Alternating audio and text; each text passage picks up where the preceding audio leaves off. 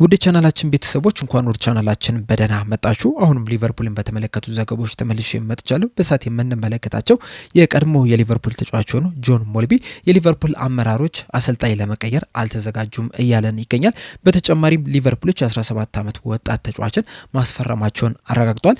ኢንዶኒ ኢራዮላ እንደዚሁም ሪዮ እንጎምሃንም የተመለከተም ዘገባም ይኖረናል። እስከ መጨረሻ ደቂቃ ድረስ አብራችሁ ቆይታችሁ እንድትከታተሉት ያላችሁን ሀሳብ አስተያየትም ኮሜንት ሴክሽን ላይ በመጻፍ እንድታሳውቁኝ፣ ሰብስክራይብ፣ ላይክ፣ ሼር እያደረጋችሁም የቻናሉ ቤተሰብ እንድትሆኑም በአክብሮት እጋብዛለሁ። አሁን በቀጥታ ወደ ዘገባችን የምናመራ ይሆናል። አብራችሁን ቆዩ። በመጀመሪያ የምንመለከተው በዛሬው ዕለት የእንግሊዝ ብሔራዊ ቡድን አሰልጣኝ ሆነው ቶማስ ቱዌል ከ20 ቀናት በኋላ ለሚደረገው የዓለም ዋንጫ የሚጠቀማቸውን 26 ተጫዋቾችን ይፋ አድርጓል። ይህም የተጫዋቾች ዝርዝር እንግዲህ ብዙ ውዝግቦችን እያስነሳ ነው የሚገኘው። ቶማስ ቱዌል ላይም የተለያዩ ትችቶችም እየተሰነዘረበት ነው የሚገኘው።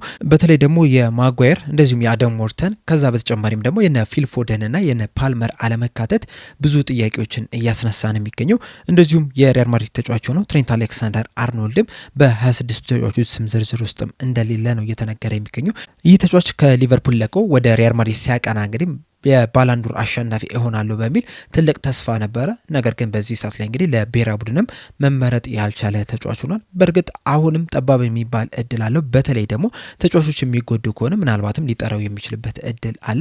ነገር ግን አሁን ላይ ባሉት መረጃዎች መሰረት ትሬንት አሌክሳንደር አርኖልድ በአሜሪካ፣ ሜክሲኮ እንደዚሁም ደግሞ ካናዳ በሚያዘጋጁት የዓለም ዋንጫ ላይ የማይከተት ይሆናል። የቀድሞ የሊቨርፑል ተጫዋች የሆነው ሄንደርሰን ግን ለሶስቱ አናብስቶች የተጠራ ተጫዋች ሆኗል። እንደዚሁም ሪዮ እንጎምሃም ከብሔራዊ ቡድኑ ጋር ለልምምድ አብሮ የሚጓዝ ይሆናል። ይህም ማለት ግን በዓለም ዋንጫው ላይ ይሳተፋል ማለት አይደለም። ነገር ግን ደግሞ አንድ ተጫዋች የሚጎዳ ከሆነ በተለይ ደግሞ በአጥቂው ስፍራ ላይ የሚጎዳ ተጫዋች ካለ ያንን ተጫዋች ሊተካ የሚችልበት ከፍተኛ እድል አለና ምናልባትም ሲጫወትም ልንመለከተው የምንችል ተጫዋች ነው። በዚህ ሲዝን እንግዲህ ይህ ተጫዋች ለሊቨርፑል በጣም ከፍተኛ ግልጋሎትን እየሰጠ ነው የሚገኙና በዛ ምክንያትም አሰልጣኝ ቶማስ ቱዌል ለልምምድ ከብሔራዊ ቡድኑ ጋር አብሮ እንዲጓዝ ጠርቶታል። ከዚህ በተጨማሪም ግን የአዳም ሞርተን በብሔራዊ ቡድኑ ላይ አለመጣራትም ትልቅ ጥያቄዎችን እያስነሳ ነው የሚገኘው። ለሊቨርፑል ግን ምናልባትም ጥሩ ዜና ሆኖም ሊገኝ ይችላል። በተለይ ደግሞ ከዚህ ቀደም እንግዲህ ይህንን ተጫዋች ለማስፈረም ፍላጎት እንዳላቸው የተለያዩ ዘገቦችን ስንመለከት ነበርና ምናልባትም በክረምት የዝውውር መስኮት ይህንን ተጫዋች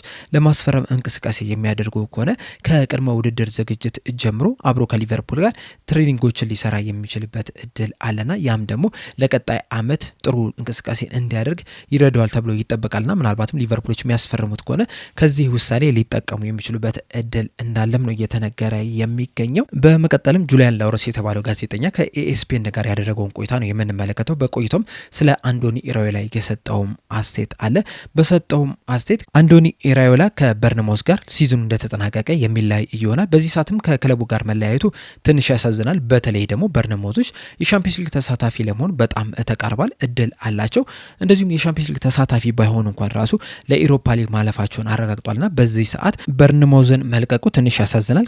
ነገር ግን ደግሞ ከዚህ በኋላም መልሶ የበርንማውዝ አሰልጣኝ ይሆናል ብዬ አላስብም የሚል አስተያየቱን ሰጥቷል። በተጨማሪም በሰጠውም አስተያየት ሲመስለኝ አንዶኒ ኢራዮላ የሊቨርፑል አሰልጣኝ እሆናለሁ ብሎ ትልቅ ተስፋ ያደረገ ይመስለኛል። በተለይ ደግሞ በዚህ ሲዝን ሊቨርፑሎች እያደረጉትን ያለውን እንቅስቃሴ ከተመለከትን አሰልጣኝ አርነ ስሎት ሊሰናበት የሚችልበት እድል እንዳለ መናገር እንችላለንና እሱም ይህንን ነገር ሲጠባበቅ የቆየ ይመስለኛል።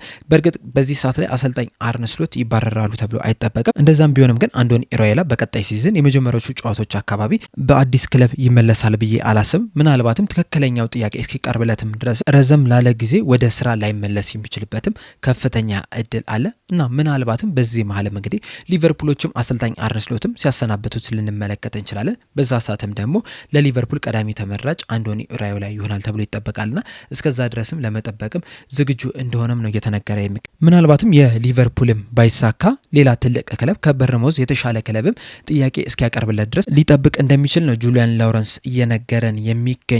በዚህ አስተያየት ዙሪያ እንግዲህ ያላችሁን ሀሳብ አስተያየት እንዳለ ኮሜንት ሴክሽን ላይ በመጻፍ አሳውቁኝ። በተለይ ደግሞ አንዶኒ ኢራዮላ ለሊቨርፑል ይመጥናል ብላችሁ ታስባላችሁ? መልሳችሁን እንዳለ ኮሜንት ሴክሽን ላይ በመጻፍ አሳውቁኝ።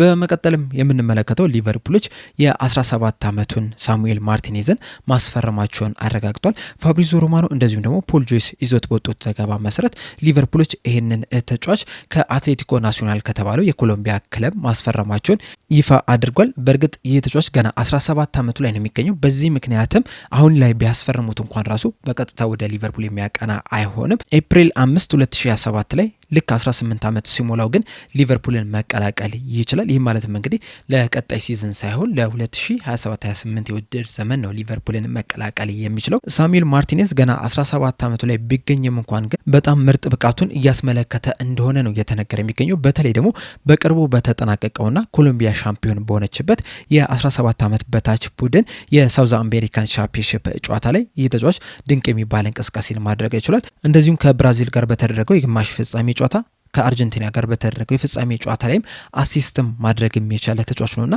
ከዚህ በኋላም እንግዲህ ትልቅ ቦታ ላይ ይደርሳል ተብሎ ይጠበቃል። ለዛም ነው ሊቨርፑሎች ለዚህ ተጫዋች ለአትሌቲኮ ናሲዮናል 1 ሚሊዮን ዩሮ ከፍለው ማስፈረም የቻሉት። በእርግጥ ከቀጣይ ሽያጭ ላይም አትሌቲኮ ናሲዮናል የተወሰነ ገንዘብ ያገኛል ተብሎ ይጠበቃል። እንደዚሁም 18 ዓመትም ልክ እንደሞላው ለሊቨርፑል የ5 ዓመት ኮንትራትም ይፈርማል ተብሎ ነው የሚጠበቀውና ከዚህ በኋላም እንግዲህ ለሊቨርፑል ከፍተኛ አገልግሎት ከሚሰጡ ተጫዋቾች መካከል አንዱ ይሆናል ተብሎ ይጠበቃል። በመቀጠልም ጆን ሙልቢ የሰጠውን አስተያየት ነው የምንመለከተው። ይህ የቀድሞ የሊቨርፑል ተጫዋች በሰጠው አስተያየት የሊቨርፑል አመራሮች አሰልጣኙን ለመቀየር ዝግጁ አይደለም እያለን ይገኛል። አያይዞም በሰጠውም አስተያየት አሰልጣኙም በዚህ ሰዓት ላይ እየተጫወቱትን ያለውን የጨዋታ ስታይል ለማመን የከበደው ይመስለኛል። ምክንያቱም እንደማይሰራ እያወቅን ተመሳሳይ አይነት ታክቲኮችን በየጊዜው ደጋግመን ነው እያደረግን የምንገኘው።